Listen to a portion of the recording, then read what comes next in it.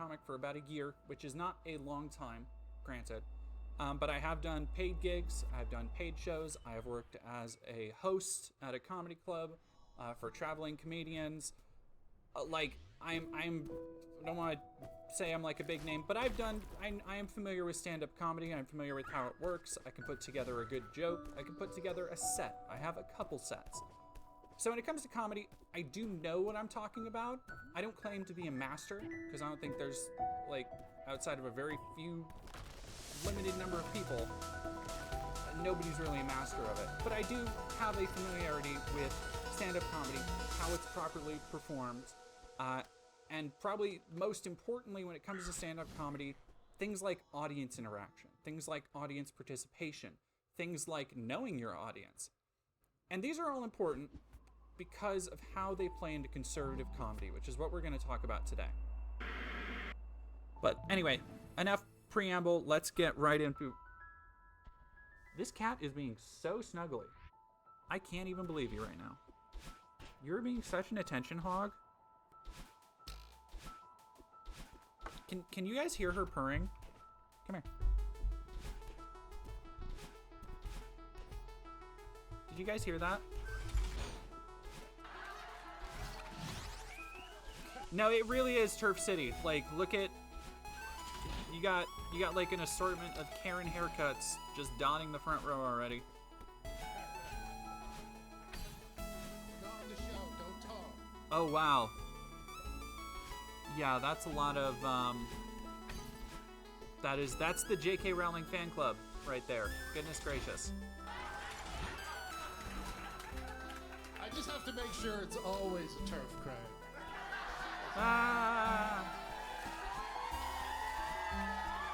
So he said turf, and look, remember what I was just saying about Dave Landau and the people who showed out for him.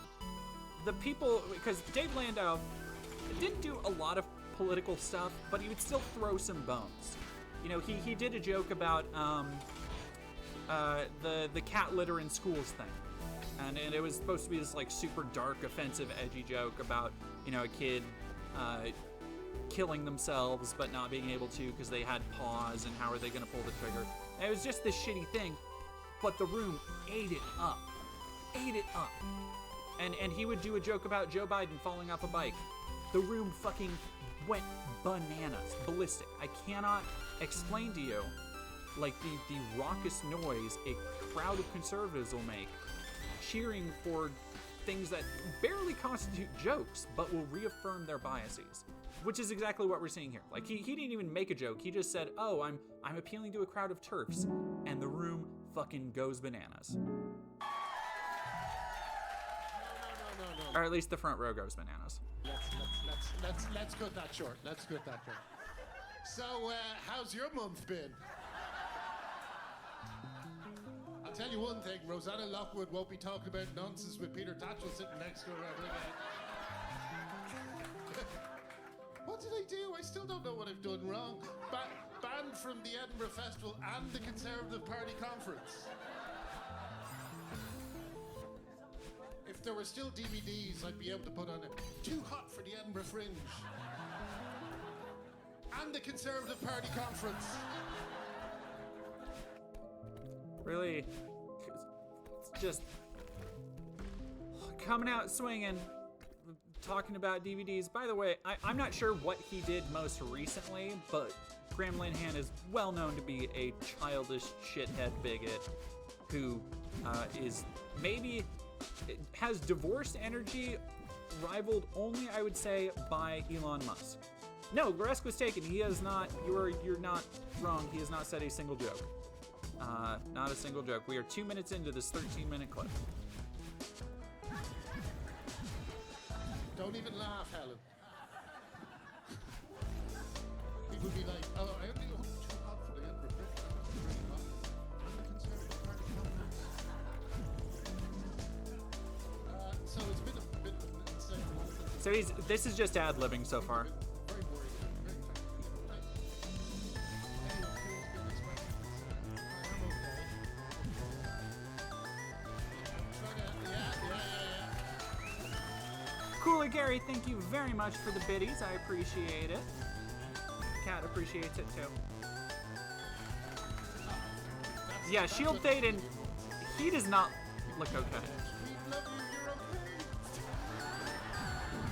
Just make it another month.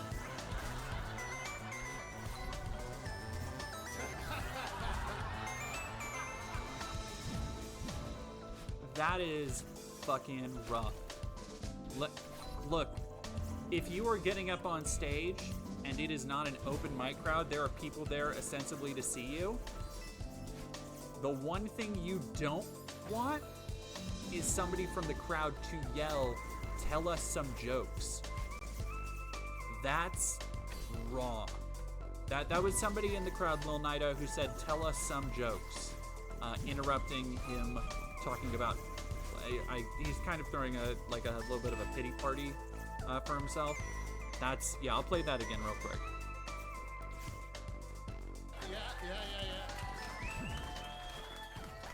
Oh, thank you. That's what a comedian wants is people shouting out, "We love you, you're okay." Just make it another month.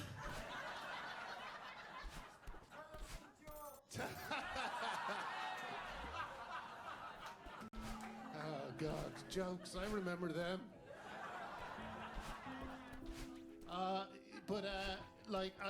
I'm taking care of myself. And he just completely ignores it, steamrolls it, and continues on unabated. Wow. My version of a diet is I order the same pizza I order every time, except just before it arrives, I make the mental note: be gentle with this one. Don't fuck the pizza. There you go. All the goodwill just leaking out of the room as soon as I get onto my material. Like the Titanic hitting an iceberg. I go to the gym 3 times a week, bare minimum.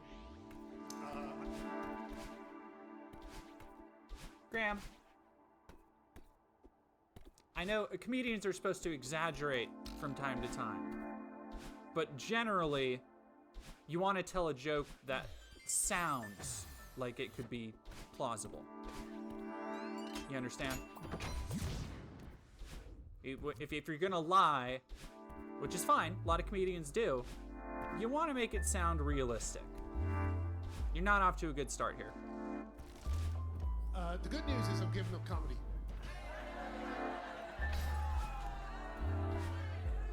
No, wait. Okay. Let me explain the problem, right? The thing about comedy is I love it so much that I want to do it really well, you know? And to do it really well, you have to learn the craft.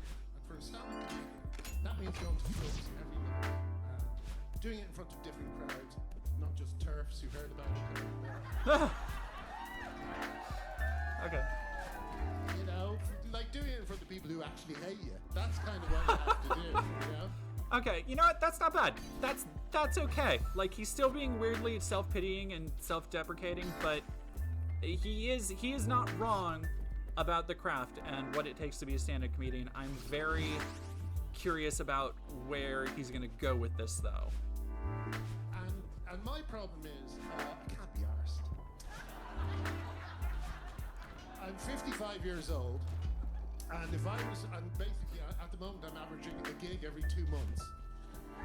So if I want to get comfortable with this act, I'll probably get there in my early 90s.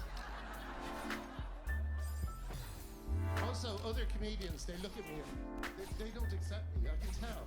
They don't. They're like, did you ever see a goat hanging around with puppies? Here's the thing about comedians, is that by and large, comedians are an incredibly accepting group, in my experience, and I can't speak to this. I hope everybody heard that. Miss said hello. By and large, comedians are a very accepting group because they are usually pretty diverse. And even if a lot of the more white male comedians will make off-color jokes, will make jokes that might be kind of offensive, they still have a respect for pretty much anybody who can get up there, continue getting up there, grind out sets, continue coming back and honing their craft. And it creates a sense of community, even if somebody might be generally a little bit more conservative or a little bit more centrist. The amount of people who I would never expect to ask me my pronouns and how I like to be referred to has been mind-blowing. Because that's a lot of comedians will meet you where you're at. A large part of comedy, good comedy, is empathy and understanding. Because to make fun of something correctly in a way that is broadly understandable, you have to understand it yourself. So if what he's saying is true, I'm not surprised that people would A, know who he is. Other thing about comedy in groups, if a couple people don't like you, especially if they're important in a scene, ain't nobody gonna like you. Like don't burn bridges. It kind of drew attention to how fucked comedy is at the moment. It really did. If you can't. Here we go. Remember everything I was saying earlier about how guys, mostly white men of a certain age, will get up on stage and be like, oh, you can't say anything these days without all this woke stuff. And here's the other thing. These are the things that actually piss me off. Like, because every fucking comedian has this in their set. Like, I cannot, as somebody who's seen dozens and dozens of traveling comedy acts, every traveling comedian, not everyone, there are a lot of good standouts, but for the most part, I'd say 90% of white male comedians. Like, we are still 7 minutes out of 13 of this clip. He hasn't had a single punchline. He's told a couple, like, kind of jokes, like self-deprecating stuff. Haven't had a single punchline, have been heckled by the crowd, and we're already getting to the lowest common denominator of a setup with, we can't tell jokes anymore. You should try telling some first before you jump right there. Let's hear, I already know what he's gonna say, but let's hear it anyway. Get a gig at the Edinburgh Fringe. There were people saying Ray Miller is coming with his jokes.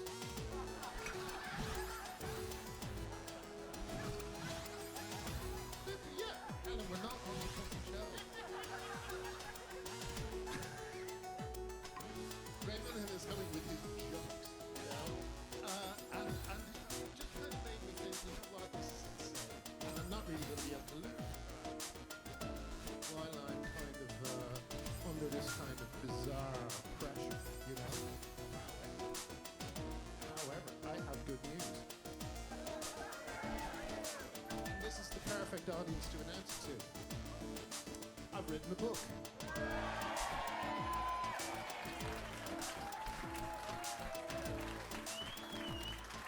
It's just a press junket. What the fuck? Anyone idea what the title might be? Thank you very much, Loresk was taken. You can't say. You know. No, go on. No, not cancelled. Anyone else? Cunts.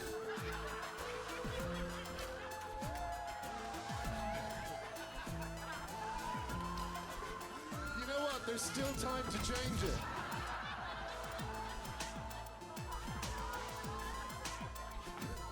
One joke, You if know we're what I being was gonna generous, call it Clint for Eastwood. some time? I was going to call it, and Father Ted fans will recognize it as well. I was going to call it, and now we move on to liars.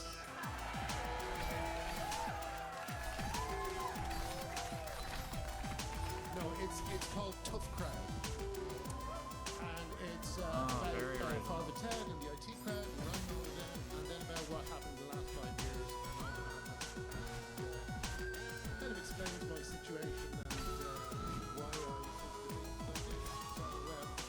No, you think the things that you do because you're divorced and miserable. And I'm gonna say, probably lost your touch with comedy. Like he kind of skipped over it, but what he's literally saying here is that he didn't want to go to rooms or venues that wouldn't be accepting to him. Like that's literally what he was admitting to. And he didn't, if he was trying to make a joke out of it, which there's a joke to be made there, he didn't do a good job of it. He kind of just said it like it was a thing that happened. Like, oh, that's not really a good crowd for me. Which is not, again, what you do. He kind of laid out like pretty good rules for startup stand-up comedians is you go to any room you can, because different rooms are going to play with different jokes. There is a gay nightclub that has an open mic on Tuesdays. It is literally like 2 blocks away from the downtown Spokane Comedy Club, which also has a mic on Tuesday. So if you're really hoofing it, which in a lot of big cities, go to any comedian, any open mic, there are always people who are hustling, busting their ass to get multiple mics, multiple times a week. But the room in the gay comedy club, completely different reception to jokes. Doesn't matter what the jokes are about, completely different reception. So when I used to go between both of them, I would have a different set written for each thing. Like that's what comedians have to be prepared to do, which he's apparently not.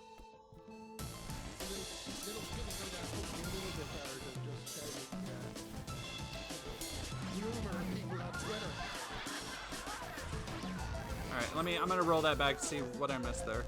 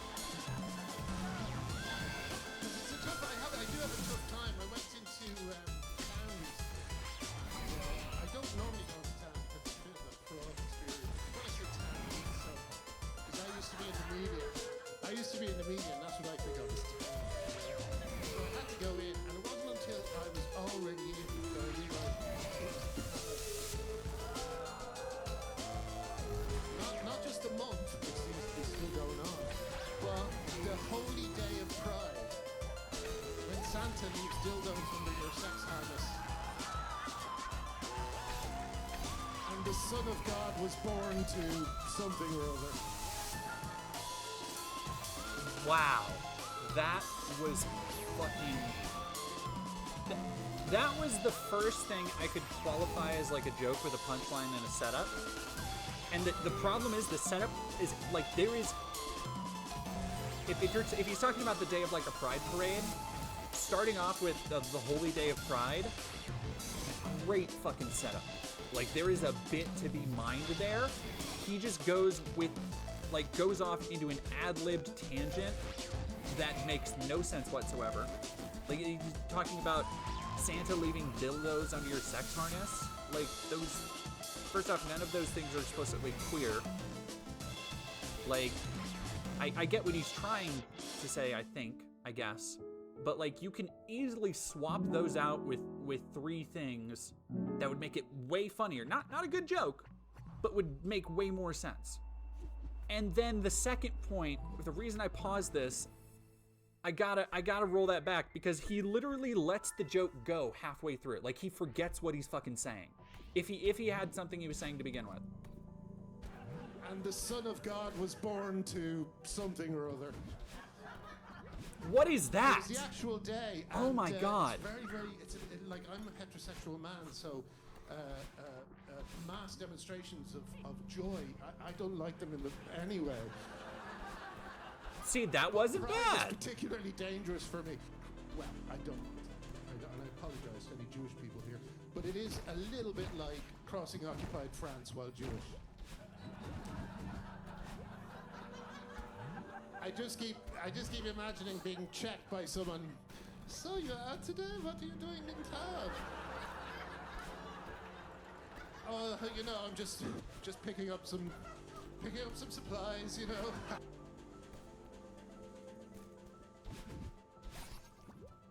He's comparing himself to Jews in World War II and calling people in Pride Nazis, basically.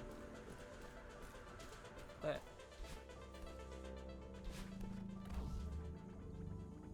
like obviously it would be the other way around. You did not go to Pride? No.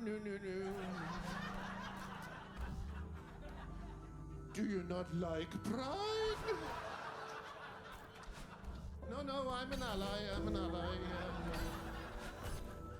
Oh yes, I'll begin it, and you sing the end. Yes? And if you do not sing the end, well, maybe you'll get off the train with me and we'll have a further chat.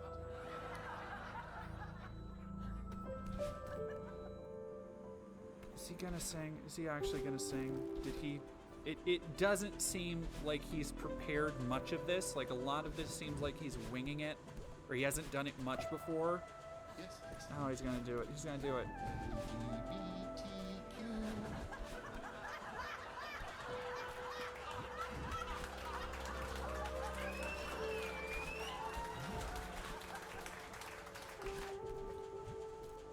Okay, again, there's something to that joke.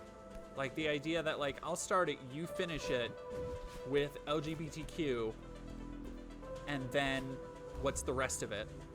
Because only somebody who would know that. Like, there's something to that. But the way he's doing it, like, listen to the way the crowd reacts. It's just a fucking dog whistle. It's just, like, the most basic play. Also, he's lost the whole Nazi pretense at this point, even though he's still doing the accent. This is such a confused bit.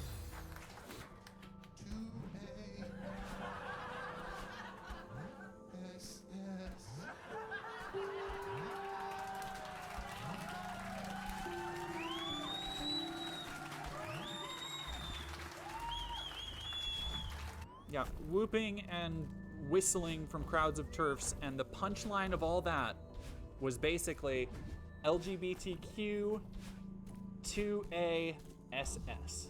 The LGBT are Nazis. This was... John Chitters, you were right. This is cringe, but it's somehow even worse than I thought it would be because the jokes are next to non-existent. And he spent, like, the first half of it just talking about it himself, throwing a pity party, and then promoting a book before getting into just, like, man. So we have that. Let's clean our palate with something a little bit less modern. A little bit more old school, if you will. A 12-year-old set from one of everybody's favorite commentators. You know him, you love him, Steven Crowder. Failed stand-up comedian who grifted his way through a space in the right wing, where he's basically losing his star now because he's burnt bridges with people from Daily Wire. He's been outed as a horrendous, abusive husband in a very public divorce. Total piece of shit.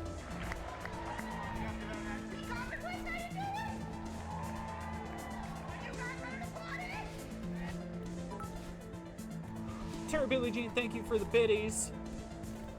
Off the bat, I'm gonna say he's doing a hype train incoming. I don't know what that means or how it works, but I'm very happy.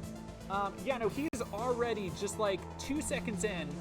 I'm gonna say what he's doing is his best Dane Cook impression right now.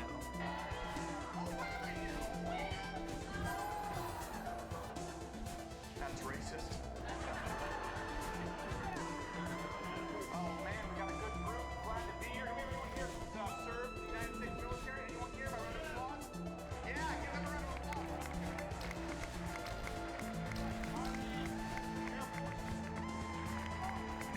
Navy corpsman? We got a corpsman here? Hello, corpsman. Guten Tag, corpsman, as they say in Austrian. So, glad to be here. Folks, I gotta tell you, really, the only reason I'm here is because recently a job application of mine was declined Blue Sky, thank you for subbing. by Acorn. So, to be fair, I did show up to the job interview dressed as a prostitute. Okay, already off the bat, we got a couple of Steven Crowder highlights. One, alluding to cross-dressing as comedy, which I don't like to prescribe anything to people, but Steven Crowder does it a lot. Like, the amount of times he's cross-dressed for a bit, you know, like, there's only so many times you can do it before you're just doing it because you want to, I feel. Even though he's not cross-dressing here, he's still making the joke. Like he's already pitch perfect for the room he's in. I think this is T-Con, is a Tea Party thing, given, again, time period. This is 2011, and he's making Acorn jokes. These dream catchers, is this thing is working? Okay, thank you, sir. Thanks for, you got my back. Appreciate appreciate it, Mr. Corpseman. Marine Corps. Oh, well, it's all the same in Austrian.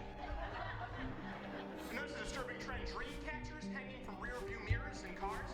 You guys seen this? It's a Native American Indian contraption, consists of wooden hoops and feathers. Supposed to help you sleep soundly. Why the heck would you need a dream catcher in your car? I mean, it's one thing to fall asleep at the wheel, but to plan on it? Man, that voice thing he's doing is really already getting on my nerves. No, Valkyrie Asteroid, that's just, it's a common misconception that he's going with.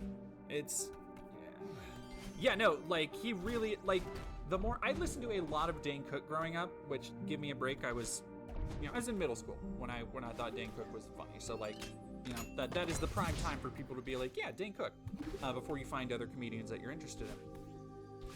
But, like, it really is uncanny how, if you're familiar with Dane Cook's, like, mannerisms, the way he, like, moves around the stage, if there's one thing I will say, and there's a lot to be said for if he's borrowed material from other people, and if the material is any good on its own, I don't think it is. I've tried to revisit a lot of Dane Cook's albums, and there's just like, it's not for me. But he is very, especially if you see him live, he was super energetic at this point. Like, he was an electric comic to watch and see, because he was all over the place. And Steven is very much doing an impression of him here. Back, 3 clean pairs of underwear. 2, actually, after I went through Spanish Harlem. I bumped into a guy there, he got mad. He's like, oh, hey, man. Okay. I immediately take back everything I said. Everything I said. I'm just...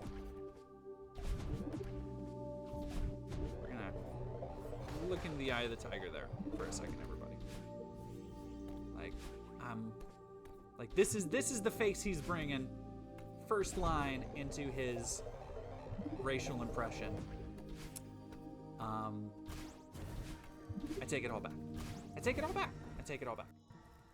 Oh, do good things you are, okay? Oh, I know your kind. I know how good people treat my people. I'm like, whoa, man, I'm from... He just went for Tony Montana just right off the bat. Wow. Canada? We don't even have your people, okay? 'Cause you There are no Latinos in Canada, apparently. guys got some thugs here in the States, right? I know, I watch MTV. The worst part is, I don't know if you've noticed this trend in these rap videos, these gangsters all wear earrings. That's not intimidating. Like, yeah, dog, what's going on, bro? I gotta tell you who I am. Him, just like Matt Walsh around this time, very big on their, like, black man impressions. And Crowder still does it today on his show, by the way. What are the high-low bets? Do we want to place any bets in chat about if he's going to make fun of gangsters who don't wear belts with their pants or have their pants sagging around their butts? Because right now, he has a lot of, like, boomer core, like, white grandpa shit to say. I like your earring. Oh my gosh, they're sportsy. They were due for an expensive. But you know, I just had to splurge right then. That's perfect with my block.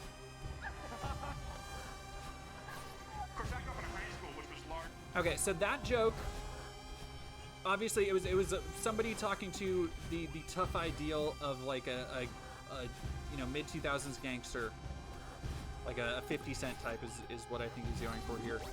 Again, there's a way that I think that joke could have actually been funny, because he's like, oh my gosh, I like your earrings, and immediately he turns on a gay stereotype, which the conservative crowd eats up, of course. What would have been way fucking funnier is if he kept the tough guy act up and said all the same shit. Said, talking about it, getting it matching, and there was a sale and I had to splurge, and it goes with my Glock. Like, that would have been way funnier, but he doesn't, because Steven Crowder only goes for the low-hanging fruit. Middle Eastern. So you get these Middle Eastern wannabe thugs. Ooh, mock and buy. I will have to try that at some point.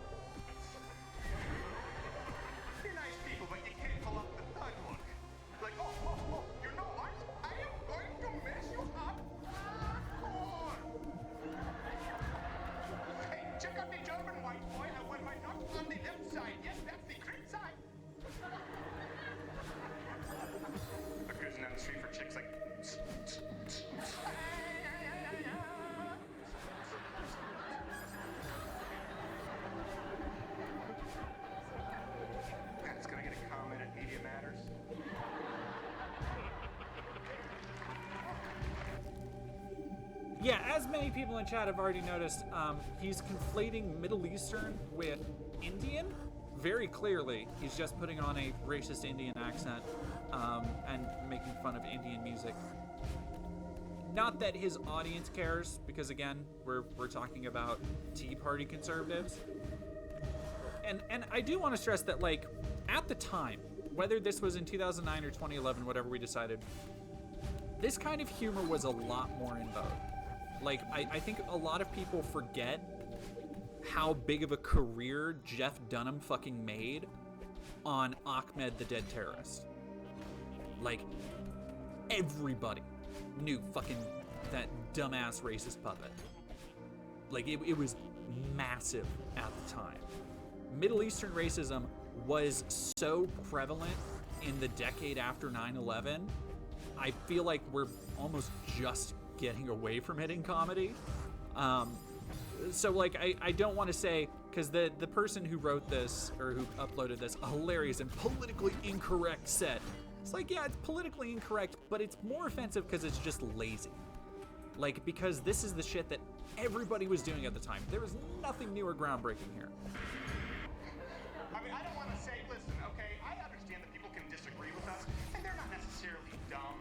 They're just misguided. But Joy Behar is so mind-numbingly stupid that you could be sitting across from her, talking with her, and not even having the same conversation. Well, Miss Behar, I think this debt is getting out of control. I don't think that we should be passing it down to our children. I know! Like my ex-husband never used to wash his feet!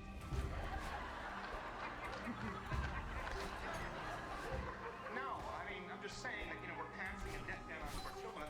And I know I love blueberry pancakes! Right.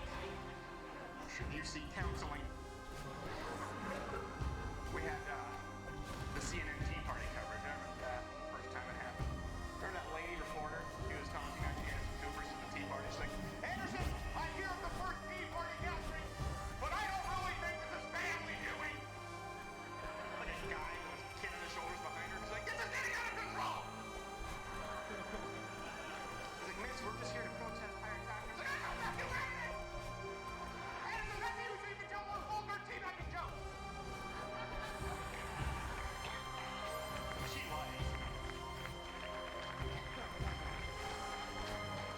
Cute little Landerson.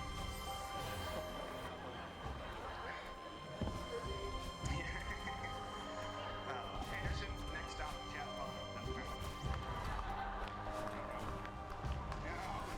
You know the scale. I remember Bill Maher reached me up. You're gonna hate this next bit. Bill Maher talking about the Tea Party, and he goes, what I don't understand. Jesus Christ. Like, he puts these extra affects on everything to, like, spruce up the bits, because they can't stand on their own. They're nothing. Like, he's literally just calling people stupid and then doing a funny voice. Like, that's all he fucking has. But, like, Bill Maher? Like, this is extra, not funny in the way he intends it, but it's funny to look back on this, knowing what a, like, reactionary shithead Bill Maher actually is. It's supposed to be a gay thing. Like, he's doing, like, a hoity-toity, like, impression. Why these teabaggers are so angry. And so throwing up his dainty little hands makes it funnier, right? I'm like, really? You That's what you're doing. An entire group of people is nothing more than a vulgar sexual innuendo, and you wonder why they're upset? That'd be like Robert Byrd tossing on his hood outside a 60s civil rights protest, yelling, what's eating the blacks?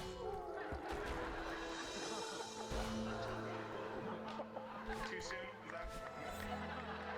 I don't think the rules apply to a Klansman. I don't know. Oh, man. I do know the Tea Party. I gotta say, you know, I was there for the first Tea Party. Do we have any people here who helped organize them? A round of applause. Give them a round of applause. Is it? Is it? Is it? You were the only group of protesters who leave a place actually cleaner than you found it. That is not fucking true. I once was at a Tea Party where there was some mild trash left over, and the members were actually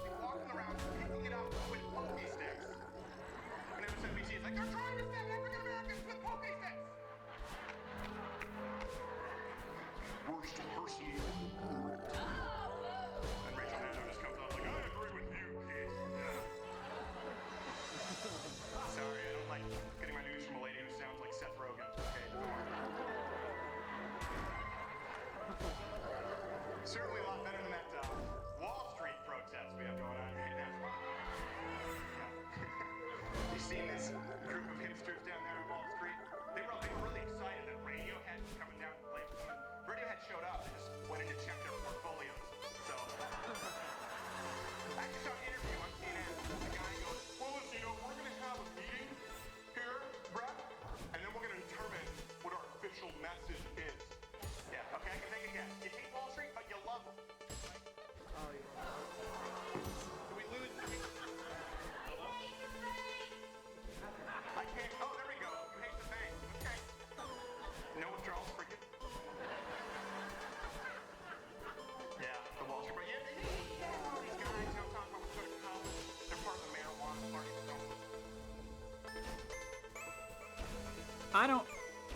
I don't have it in me to do part 2 right now. This one was taken in my very hometown in the Spokane Comedy Club, and this is one of the only pieces of JP Sears stand-up I can find. And I want to give a warning for transphobia.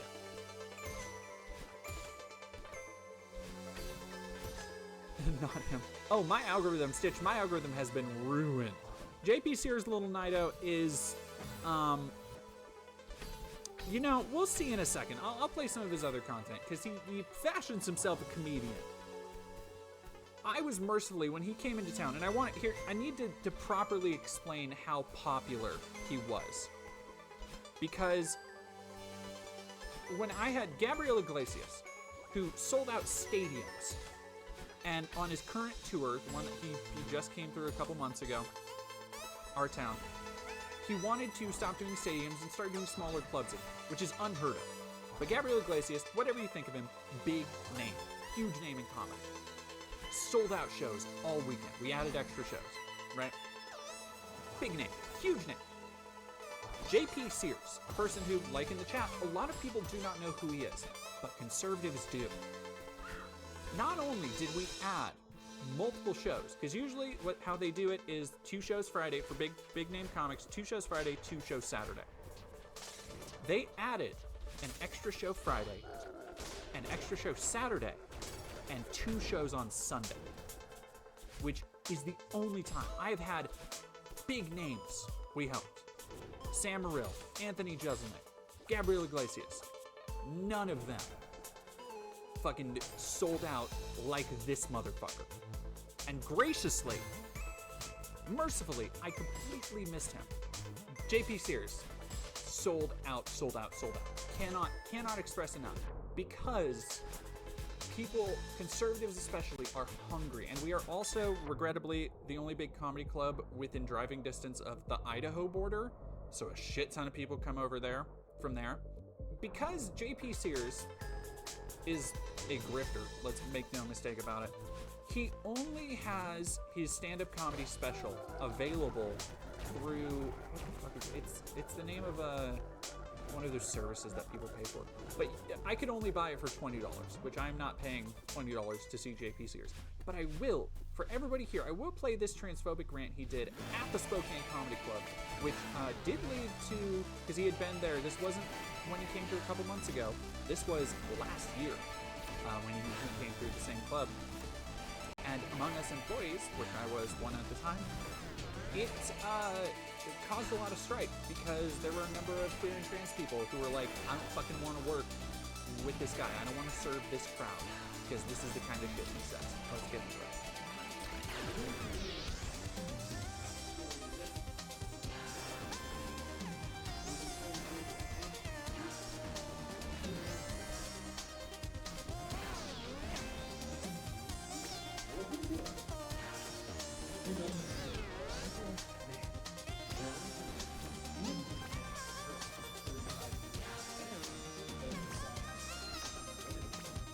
Hey, Boxing Cat.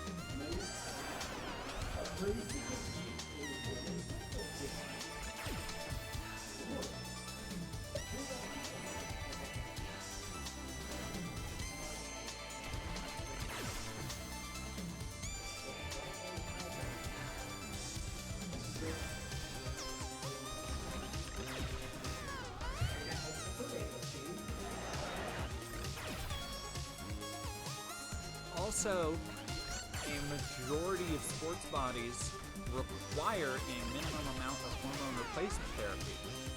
A couple of those hormones reduce the amount of testosterone in your body, completely crater it, actually. Especially spironolactone and the other one I'm always forgetting. Oh, don't worry, Crunchy Whiskers, we're getting to that. Hash Breather, thank you very much for subscribing.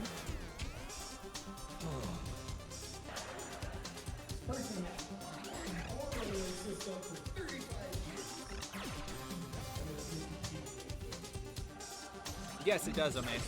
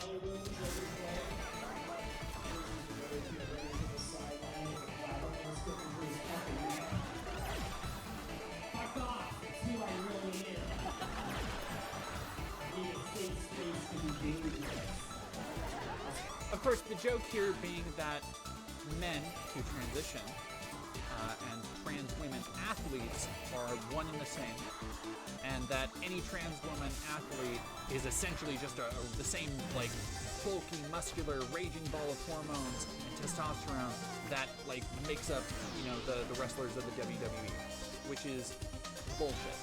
It's just not true. It's never borne itself out. He's also tying into fears of how men who just aren't good enough at sports transition so that they can beat women, which again is not true, does not bear itself out in the numerous examples we have in the real world. However, it is enough of fear-mongering to get his audience to latch onto this bullshit, and latch on they do.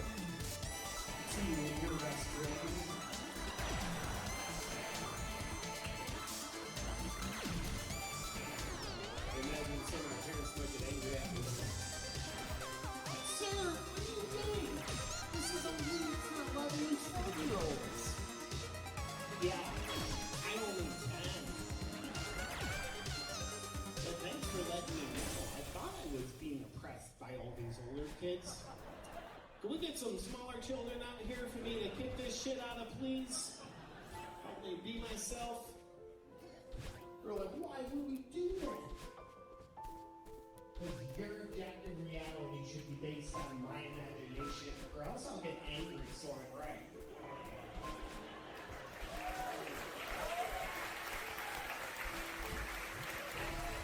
Again, remember what I was talking about earlier, where even the idea of making fun of pronouns or trans people, it gets, and when I can't tell if people are doing a standing ovation, but I have seen so many times comedians just come and say the most basic, boring shit about how, like, oh, you know, they're just jokes, people shouldn't be so offended, to standing ovations of chuds. Like, standing ovations, because they see people like this with this lazy hack shit as brave. They think that seriously, outside of the walls of the sanctum of comedy, people like this will be canceled for speaking up so bravely.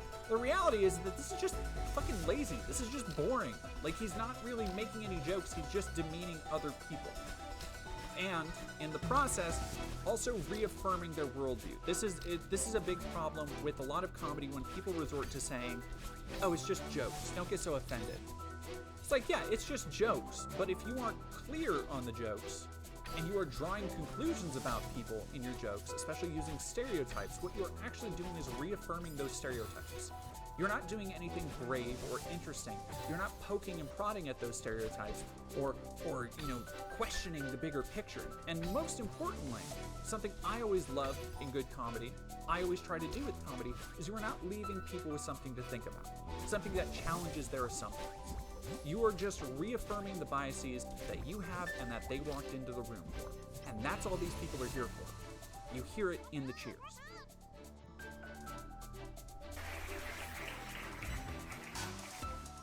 Not a very politically correct point, but it's accurate as fuck. And I think about this. I imagine it takes a little something out of the coach. Each time he sees me walking up to the game, I'm going to just deal with it. Hey, there's sport. Still going with this shit, man. Well, they died of old age. They died like 15 years ago.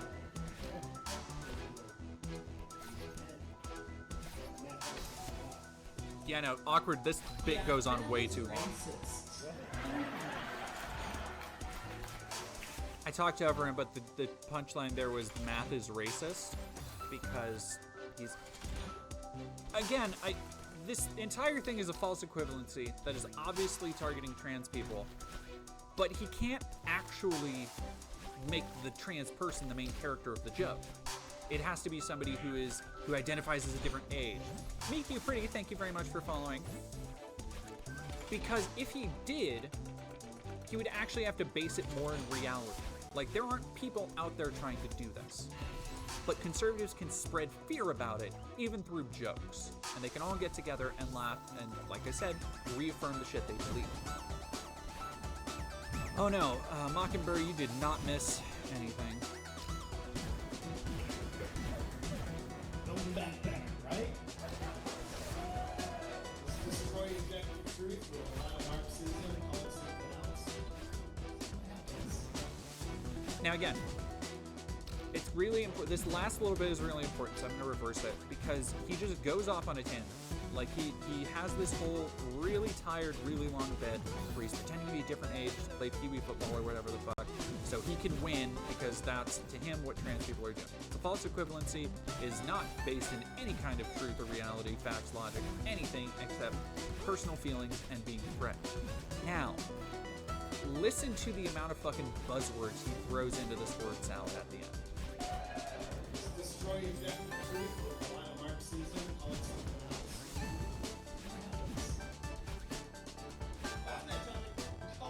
Dave Chappelle did a special like I have a lot of controversy about it. I watch it, I love it. I think Chappelle is truly the greatest of all time. It's not just a comedian anymore. It's helping enlighten society. People are trying to cancel him for his special. They're hating Dave Chappelle. Being transphobic. You don't just hate him for being black. So the thing with JP Sears, let's look up another, because JP Sears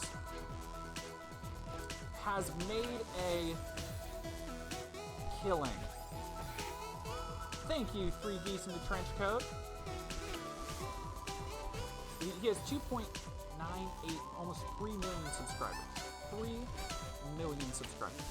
Thoughtslime did a really good breakdown of one of JP's videos, but like, JP makes so many videos. Getting through this.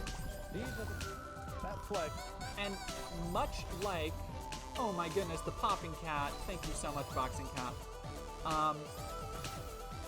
Yeah, no, awkward. The video Thoughtslime looked at is rough. The thing about JP Sears, thank you for the goat slap, Juliana, I appreciate it. All of his videos reaffirm everything. He only makes videos in which conservatives are morally correct, and they're also stereotypical, but in a good, cool, folksy, down-home kind of way. And everybody he's arguing against is made to look like an objective idiot. They look, usually also played by him. They go on way too fucking long. For the bits that the jokes that he's trying to make. But let's watch this one, and then we'll move on to another. I think I have 1 or 2 other conservative comedians. It represents freedom. I'm willing to die in the name of it because freedom is the very thing that makes life worth living. I hate it. It represents systemic racism and the oppression of all non-heteronormative cis-white voices. I remember at the end of the last video where he was just starting to spout off. Very seriously, he was making a point, by the way. That wasn't a joke where he was talking about, like, oh, we're just gonna mess up objective truth with Marxism. Those things have nothing to do with each other. And neither of them relate to his points that he was making about trans people. Just like that, he doesn't understand the arguments of people who would oppose him. So he just shuffles it all together with a bunch of buzzwords he heard other people use getting mad about something. Like, it's just like heteronormative and racist he's tying together. But it's nonsense. Like, it's just nonsense. That makes him look really cool and like smart and metered. But the reality is that he doesn't know what the fuck he's talking about. He's the dumb one here. I have children, and I work diligently to instill great values into them while treating all other people with kindness. I can... Bullshit. That is not what a lot of people were like back then. Bullshit. Bullshit. Man, that other people that I don't like change. And if they resist, I treat them with gratefulness. Because stereotyping people that you disagree with like this, JP, normal stuff. Definitely not mad at all. Very normal, very calm. JP is a very loving person. Look at this. You don't do this to somebody that you hate. Resist, I treat them with gratefulness. With the wars I fought, it's all been about preserving democracy. I have put my life on the line fighting for it. Countries around the world that don't have free speech, rights, or freedom in general have communism instead of democracy. They want to spread their evil ways to the U.S. I just think The Red Scare was largely United States propaganda because ideas about communism were actually very popular in America post-World War II and gaining ground. That's why we have things like One Nation Under God, because nationalism, it was decided, would unify us all. It's why the Red Menace was such a big thing. That's why McCarthyism was a thing. Like, the idea that everybody bought into it is, again, revisionist bullshit. Speech and freedom in general are very dangerous, and we'd be better off without them. To me, I went over and fought in the war so my family and my country could know freedom. Because Okay, let's see. good or bad that happens to you. So work hard, do something that contributes to a better world around you, have a family, be in service to God, take self-responsibility. go to college so you can learn to be an activist. Oh, and also demand that someone else pay for it. And then once you're out, don't work hard because that's just oppressive. That's why we need socialism. Do something to destroy the nuclear family, never through abortions, be of service to the medium, and always make sure to victimize yourself over things that have nothing to do with you. It is fucking rich for him to cast trans people as the ones victimizing. I'm assuming he's trying to do a trans person. You could just be a regular blue-haired liberal. And he's trying to cast the people he disagrees with as the ones who feel victimized, who are trying to victimize themselves. When he's making so many videos that just depict him and the things that he loves as like right and forthright. Meanwhile, and under attack, by the way.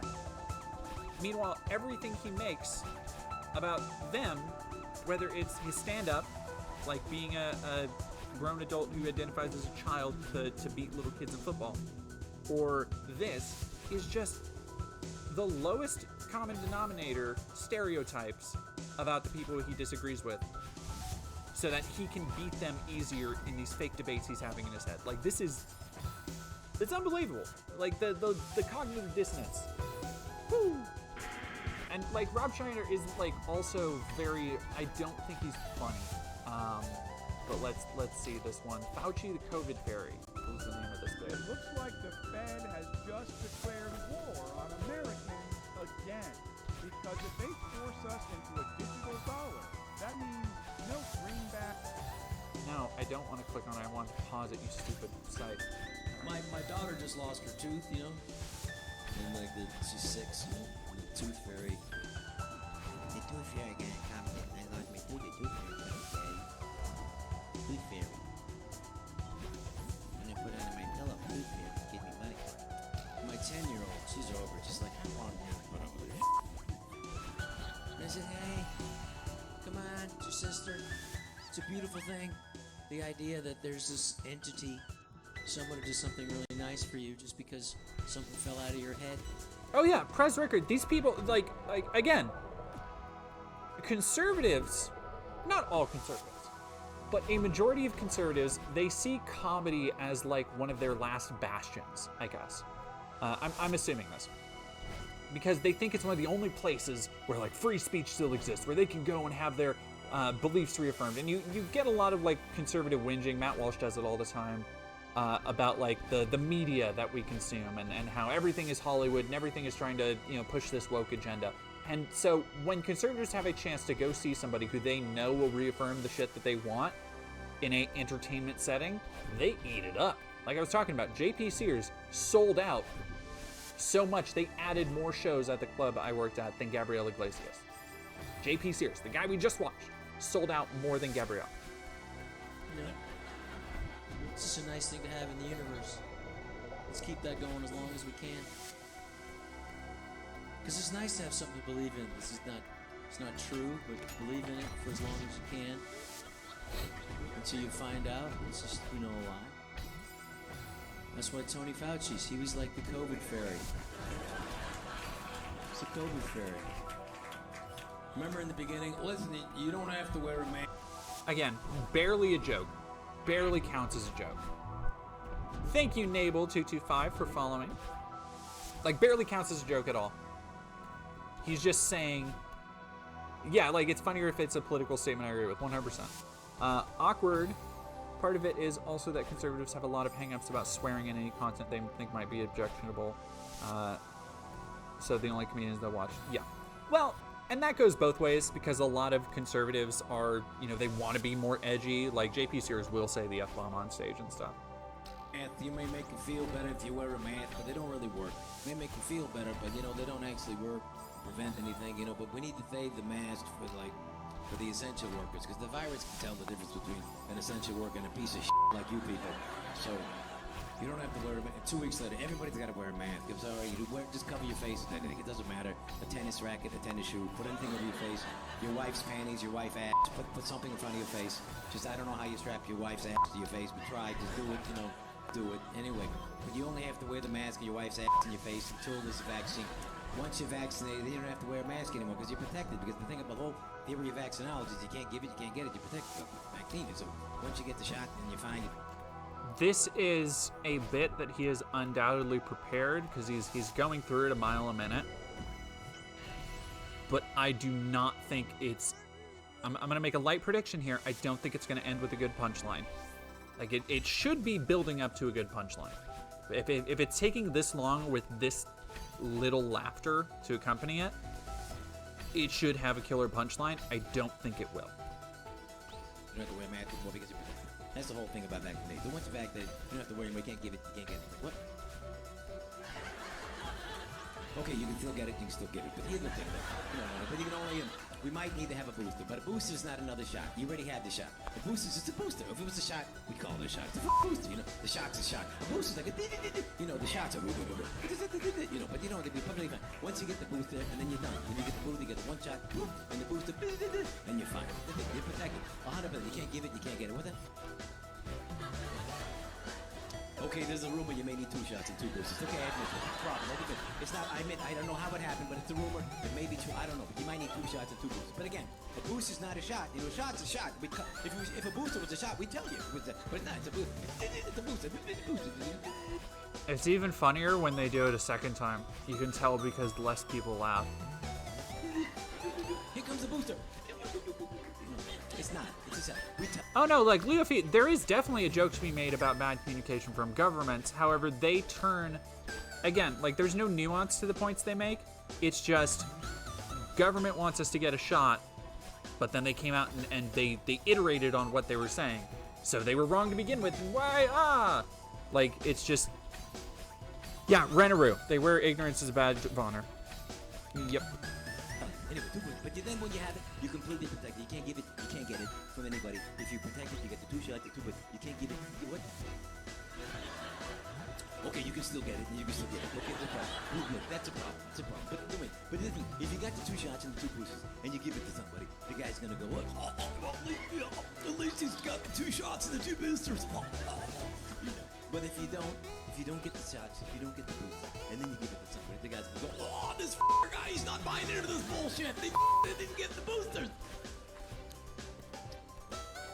Fauci, the head of the CDC, Walensky, and Joe Biden, they all got 2 shots, 2 boosters, and they still got COVID. And they're like, oh, we're very fortunate that we were boosted, vaccinated. 4 shots and you still get it? 4. If I wear 4 condoms and I still get monkeypox, I'm gonna be pissed. Who's making these condoms? By the way, if you don't want to get monkeypox, don't put a mask over your face, put it over your ass, because that's how you get it. Can we stop lying about this stuff, finally? The Liberty Daily. The conservative alternative to the Drudge Report. Wow. The conservative alternative to the Drudge Report. For those who don't know, Drudge Report is a super conservative publication. Yeah, no, like it's just fear mongering. Like it's just the same shit over. Go into this Nick DiPaolo, who I am not sure who this is, but judging by this alone, this picture is very promising to me. I'm very curious about it. For 30 years, you may have been thinking it, but this gentleman's been saying it. Give it up for Nick DiPaolo. Oh, we are already off to the races with, he's brave because he'll say what nobody else will. I bet it's going to be some reductive shit. I bet it's going to be, remember everything we've talked about so far on the stream. Every time, people get so offended and it's just a joke. Everybody's a snowflake. You can't say anything anymore. Comedy is dead. Yeah, he just speaks his mind. 1.8 million views. You can't say this stuff anymore. It's a beautiful place. Type of place where a senator would get assassinated in 1860s. This is class, huh? This is Cahoes. Miller Lite cans lined up by the bucket. God bless it. Those are the working class people that I... Oh yeah, no, the being canceled thing, Clint Eastwood, that's another thing is like, I'm trying to remember specific jokes, but that is something that people have like openly talked about. It's like, oh, I'll probably get canceled for this joke. I've seen that many times on stage, and it's always to raucous applause. It's the other thing is that when people, sometimes comedians will be like, okay, well, they'll tell a joke that might be a little bit randy, and then they'll switch and be like, well, if that offended you, then you better get out now, or well, if that offended you, you're gonna hate this. And that doesn't matter what the next joke was, just the idea of something, oh, it's offensive. Like that's enough to get people on board. Doesn't matter what it's offensive to. It's just the idea that it's offensive. And again, mostly in those circles, being offensive is being offensive to not like actual structures of power or society. It's just like trans people or black people. Toxic white European. There's no respect for white European males anymore. I realized this. I was in Jersey last night, working in Jersey. I had to get on the turnpike to come home. I had to go to the bathroom on the Jersey Turnpike, so I pull into a rest area. What's the name of the rest area? The Vince Lombardi rest area. That's the best we can do for the greatest coach in the history of the NFL. Oh, this is boomer shit. Oh, whoa. Yeah, remember when I was